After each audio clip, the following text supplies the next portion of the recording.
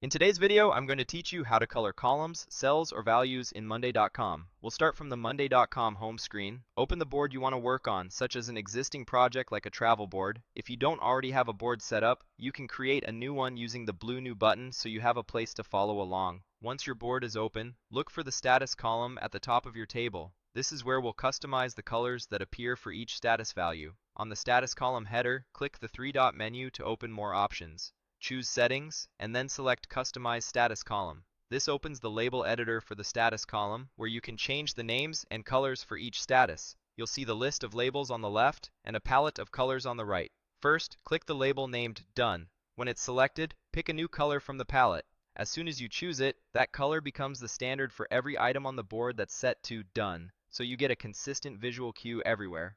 Next, click the label called Working on it and select a color that stands out from Done.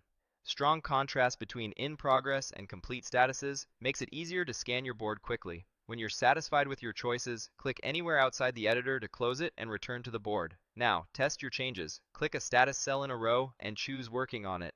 Then click the status cell again and select Done. You should immediately see your new colors applied in the cells and across the board. This confirms that your label updates are active and visible in context. Let's add a priority column and customize its colors as well. At the far right of your columns, click Add Column or the plus icon. From the list, choose Priority. Monday.com treats Priority as a status type column, so it supports the same kind of color customization. Back on your board, click in a blank cell under Priority to open the options, and select High as an example. You'll notice it has a default color, which we're about to change. Go to the Priority column header and open the three-dot menu again. Choose Customize Status Column to open the label editor for this column. Click the High label and then pick the color you want it to display. Choosing clear, meaningful colors helps your team interpret urgency at a glance. For instance, you might reserve a bold color for high and something calmer for low.